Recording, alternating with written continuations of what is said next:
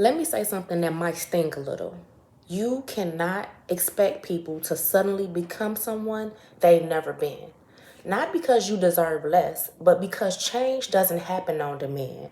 Today, we're going to talk about how to stop expecting potential to be personality and free yourself from emotional disappointment. Hey, my name is Cole. I'm a therapist and counselor, and on this channel, I help you heal, level up emotionally, and break the cycle you grew up with.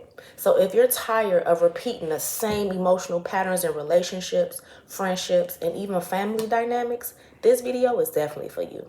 Let's jump right in. Okay, so let's start here. People show you who they are through patterns, not promises. If someone has never shown you emotional availability, if they've never shown you consistency, if they've never respected your boundaries, if they've never shown up for you without guilt, pressure, or chaos, why do we expect them to suddenly become bold, emotionally intelligent, or accountable? This isn't about blaming them. It's about accepting the reality instead of negotiating with it. Expectations hurt when they're based in fantasy instead of evidence. Think about it. Okay, so this is where psychology comes in. A lot of us expect people to become who they've never been because we're hoping to heal through them. Sometimes we chase emotional repair through relationships.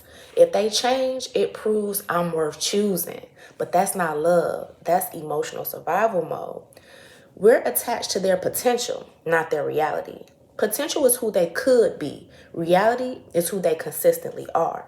Number 3, we're trying to rewrite an old story. If you grew up with inconsistent love, you subconsciously look for people to finish the chapter your caregivers never completed. It's not conscious, it's instinct. And number 4, we confuse empathy with obligation. You can understand someone's trauma and still accept that they can't love you well. Empathy doesn't require self-abandonment. Reframing the way you look at this situation is what's going to set you free. So I want you to grab a pen and write this down. I'm not mad at who you are. I'm just done expecting you to be someone you've never been. I'm going to repeat that. I'm not mad at who you are. I'm just done expecting you to be someone you've never been. This not bitterness. It's not you giving up. This is emotional clarity.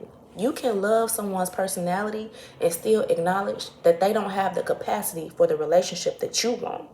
You can care for someone deeply and still release them from the expectation to meet needs they've never shown you the ability to meet. So now I'm going to talk to you about how to actually stop expecting more than they can give. The first thing that you have to do is you have to accept the pattern, not the apology. And I know that's so hard because words are potential, but actions are reality. Believe what they do. Number 2, detach from fantasy connections. You can't build a relationship on how amazing it could be if they changed, only on what's consistently happening. I'm sorry if you hear the wind. It's very windy outside and really cold. But number 3, reevaluate the relationship role. If they're not capable of showing up as a partner or best friend, maybe they're only capable of being an acquaintance, a co-parent, or someone you keep at emotional distance because you got to protect yourself. Capacity determines placement.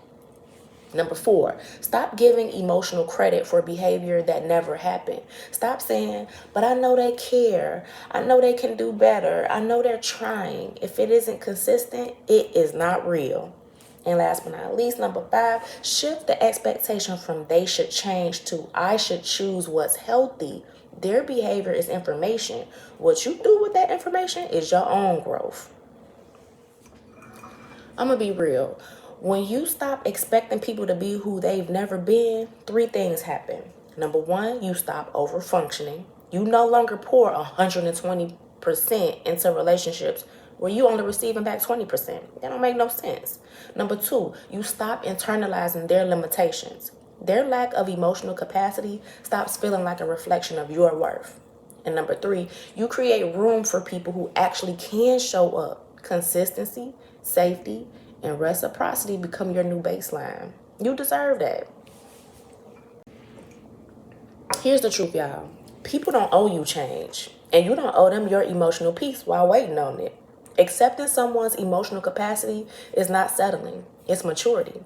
And it's one of the most freeing parts of healing your emotional intelligence. If this message spoke to you, let me know in the comments so we can build community. Who have you been expecting to be someone they've never been?